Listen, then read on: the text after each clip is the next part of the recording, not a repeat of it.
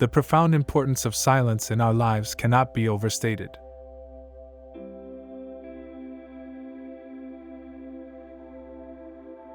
It is a virtue that resonates throughout the pages of wisdom literature and the Bible.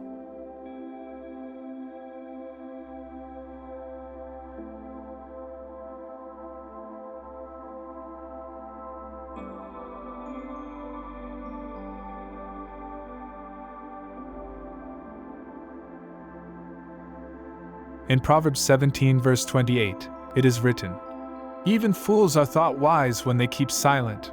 With their mouths shut, they seem intelligent." This ancient wisdom implores us to recognize the power of restraint, to appreciate the value of holding one's tongue, and to understand the depth of insight that can be gained by simply listening. Silence, as a virtue, finds its roots in the divine. It is God's way of urging us to discern the right time to speak and when to keep our thoughts to ourselves.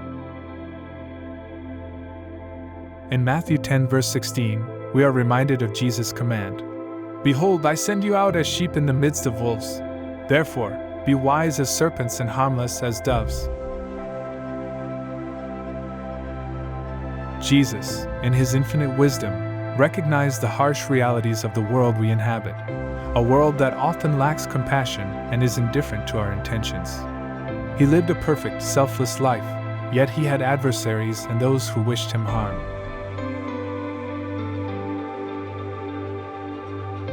The truth is that not everyone in this world will like us or love us, no matter how good or wonderful we may be. As Christians, we are called to emulate the example of Jesus, and the more we resemble him, the more the world may hate us. In John 15 verses 19 to 20, Jesus tells us, "If you were of the world would love its own. Yet because you are not of the world, but I chose you out of the world, therefore the world hates you. Remember the word that I said to you, a servant is not greater than his master. If they persecuted me, they will also persecute you." Given this reality, it becomes evident why we should exercise caution in sharing our plans, dreams, and aspirations with others. Not everyone we encounter has our best interests at heart. Some may actively work to thwart our success and happiness if they are privy to our intentions. Hence, the wisdom of silence becomes apparent. There are individuals whose primary goal is to ensure that we do not thrive, and they can be relentless in their pursuit. The Bible acknowledges the existence of enemies and adversities in our lives.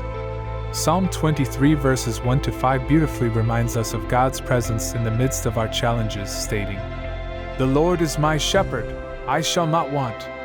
He makes me lie down in green pastures. He leads me beside the still waters. He restores my soul. He leads me in the paths of righteousness for his name's sake. Yea, though I walk through the valley of the shadow of death, I will fear no evil, for you are with me. Your rod and your staff, they comfort me. You prepare a table before me in the presence of my enemies. You anoint my head with oil. My cup runs over." Notice that in this psalm, God does not promise the elimination of enemies, but rather the provision of sustenance even in their presence. We are reminded that we will have enemies, but God will prepare a table before them. This teaches us that we can navigate the challenges of life with grace and divine guidance. The story of Joseph in Genesis illustrates the significance of discretion. Joseph's dreams, shared with his brothers, incited envy and animosity. His lack of wisdom in disclosing his dreams to the wrong audience led to his brother's betrayal and his subsequent hardships. Genesis 37 verses 9 to 11 recounts, "And he dreamed yet another dream and told it his brethren and said, Behold, I have dreamed a dream more. And behold, the sun and the moon and the 11 stars made obeisance to me. And he told it to his father and to his brethren. And his father rebuked him and said unto him, What is this dream that thou hast dreamed? Shall I and thy mother and thy brethren indeed come to bow down ourselves to thee on the earth? And his brethren envied him. But his father observed the saying. Joseph's dreams eventually came true, but it was a path laden with trials and tribulations. Had he exercised greater discretion, he might have averted much of the turmoil he experienced. Like Joseph, we too should be cautious about sharing our dreams and aspirations with the wrong people. Not everyone is deserving of our trust or privy to our deepest desires. Some may disguise their harmful intentions until they have executed their malevolent plans. Indeed, the heart of man is described as deceitful and desperately wicked in the Scriptures, and discerning it is beyond human capability. Therefore, we must be prudent in our interactions and judicious in choosing whom to confide in. Mary, the mother of Jesus, provides a poignant example of keeping things close to the heart. The Bible does not explicitly state whether she shared her divine experience with Joseph, but it was ultimately God who convinced him to take her as his wife. In Matthew 1 verses 18 to 20 we read, "Now the birth of Jesus Christ was as follows. After his mother Mary was betrothed to Joseph, before they came together, she was found with child of the Holy Spirit.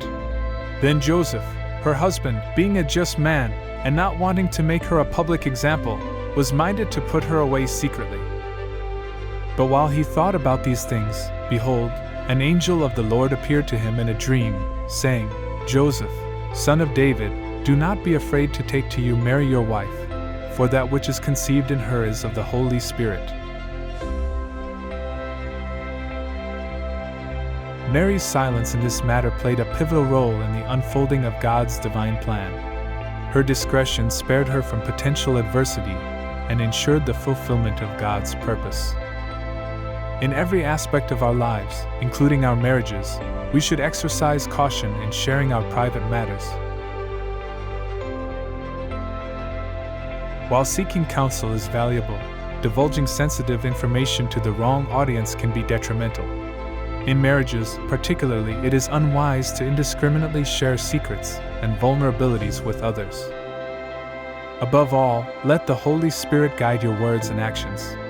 Colossians 4 verse 6 instructs us, "Let your speech always be with grace, seasoned with salt, that you may know how you ought to answer each one." Words matter not only to us but also to God. Our words have the power to build up or tear down, to encourage or discourage. We must be mindful of the impact our words have on others and on our own lives. In Luke 6 verse 45, Jesus teaches us about the connection between the heart and speech. "A good man out of the good treasure of his heart brings forth good, and an evil man out of the evil treasure of his heart brings forth evil. For out of the abundance of the heart his mouth speaks." Our words reveal the condition of our hearts and the nature of our character.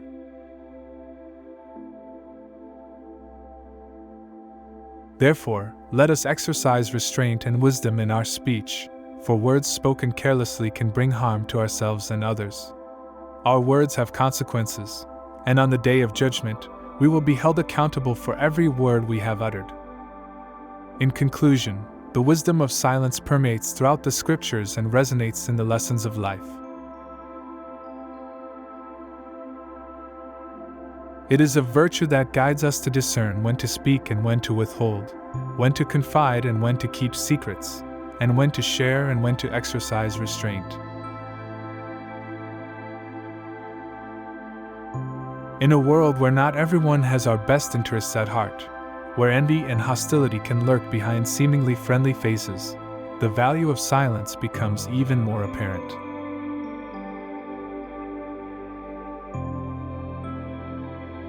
Let us, therefore, be guided by divine wisdom and the promptings of the Holy Spirit in our words and actions, for they shape our character and influence the world around us.